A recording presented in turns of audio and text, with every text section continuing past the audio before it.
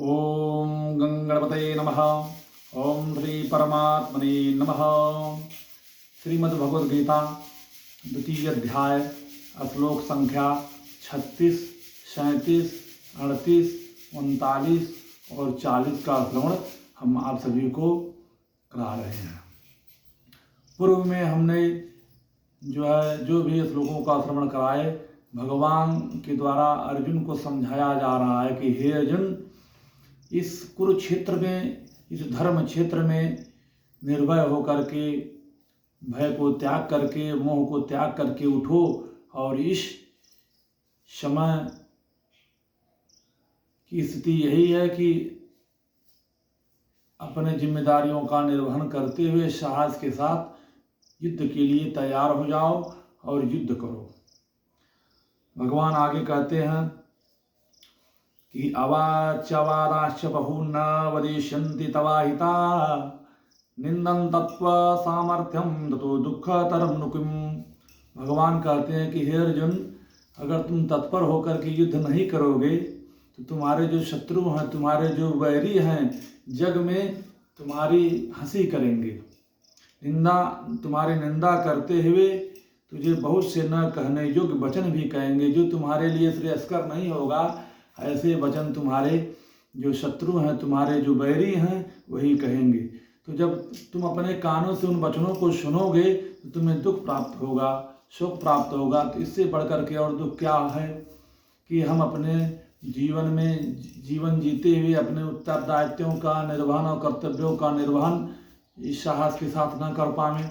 भगवान ने गीता के माध्यम से मानो हम सभी को एक नया उद्देश्य दिया है जीवन जीने की, कि जीवन में चाहे जो भी स्थितियाँ आवे, चाहे विषम स्थिति आवे, चाहे सम स्थिति आवे, जीवन में हमें कभी घबराना नहीं चाहिए। जीवन में हम कभी हताश, निराश, उदास नहीं होना चाहिए। और जीवन में हमें सदैव जो है धर्म के पथ पर, सदैव कर्तव्य के पथ पर अग्रसर होते रहना चाहिए, चाहे जो भी परिस्थिति हो। मनुष्य को परिस्थितियों का दास नहीं होना है। मनुष्य को परिस्थिति अपने अनुसार बनाना है। भगवान कह रहे हैं, हतो वा प्राप्स्यसि स्वर्गम जित्वा वा भोज्यसे महीम तस्माद् उत्तिष्ठ कौन्तेय युद्धाय कृत निश्चयः।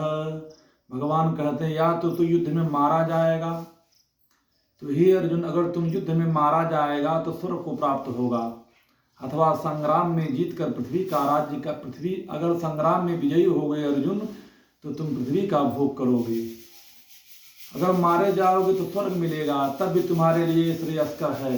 अगर तुम संग्राम में जीतते हो तो पृथ्वी का भोग करोगे। इस कारण हे अर्जुन, तू भय, शोक, मोह त्याग करके युद्ध के लिए निश्चय करके खड़ा हो जा। आगे भगवान कहते हैं कि सुख दुखे समे कृत्वा लाभालाभौ जयाजयौ ततो युद्धायुज्यस्व नैवं पापम वाप्स्यसि। भगवान कह रहे हैं, जय पराजय। देखिए, जीवन में 6 चीजें अपने बस में नहीं होती हैं।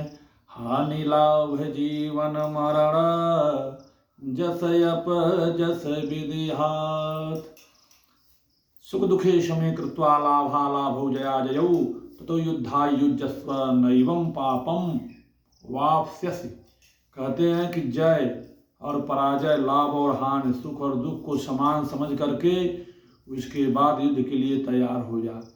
लाभ हानि के विषय में, जय पराजय के विषय में और सुख दुख के विषय में तुम जरा भी व्यर्थ चिंता न करो अर्जुन। युद्ध के लिए केवल तैयार हो जाओ। इस प्रकार युद्ध करने से नैवं पापम वाप्स्यसि, तुम्हें पाप नहीं लगेगा, अर्थात तुम पाप को प्राप्त नहीं होगे। ऐसा ते विहिता सांख्ये बुद्धिर्योगे त्विमां शृणु बुद्धया युक्तो यया पार्थम कर्मबंधं प्रहास्यसे। भगवान कहते, हे पार्थ, हे अर्जुन, यह बुद्धि तेरे लिए, ये जो बुद्धि है यह तेरे लिए ज्ञान के योग विषय में कही गई है। अब तू इस कर्म योग के विषय में सुन। जिस बुद्धि से युक्त हुआ तो कर्मों के बंधन को भली भांति त्याग देता है, अर्थात सर्वथा नष्ट कर डालेगा।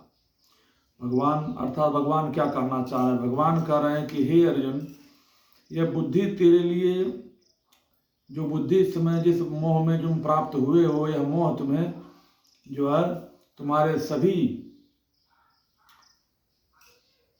विषय में कही गई, ज्ञान के युग में विषय में कही गई। अब तू इसी कर्म युग के विषय में सुन।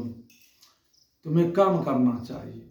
जिस बुद्धि से युक्त हुआ तू कर्मों के बंधन को भली भांति त्याग देगा अर्थात सर्वथा नष्ट कर डालेगा।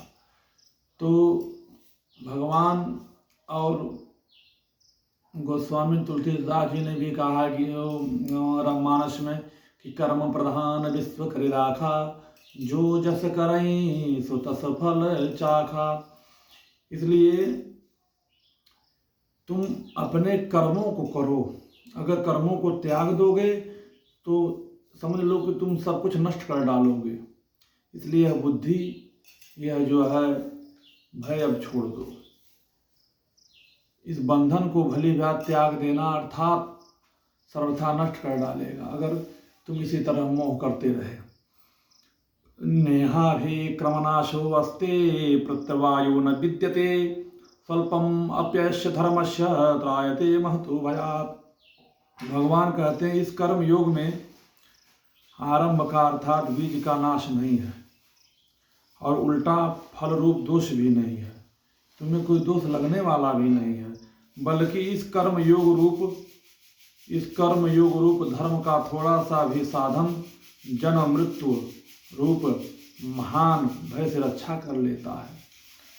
अर्थात भगवान कहते हैं देखो, जब तुम साहस के साथ अपने कर्मों को करोगे ना, तो तुम्हें उस फल का जो दोष है वह भी नहीं लगेगा, और बल्कि इस कर्म योग रूप धर्म का थोड़ा सा भी साधन जो जन्म है हमारी, जो मृत्यु है हमारी, महान भय से रक्षा कर लेगा। अर्थात आवागमन के चक्र से मुक्त हो जाओगे तुम। पुनरपि जन्मम पुनरपि मरणम पुनरपि जननी जठरे शयनम। अर्थात अपने कर्मों के द्वारा ही तुम मोक्ष को प्राप्त कर लोगे। जय श्रीमन नारायण, जय श्री राधे। आशा करते हैं कि आप लोगों को यह जो है गीता का श्रवण अच्छा लगेगा। कृपया इसका अधिक से अधिक जो है इसको आप लोग श्रवण करें। और हमारा उद्देश्य यह है कि आप सभी लोग गीता का अध्ययन करें जीवन में, और पठन पाठन करें, प्रारंभ करें, और जीवन के जो भी संकट हैं, जो भी जीवन में समस्याएं हैं, सबका निराकरण आपको मात्र गीता से प्राप्त हो जाएगा और अन्य कोई साधन करने की आवश्यकता नहीं है।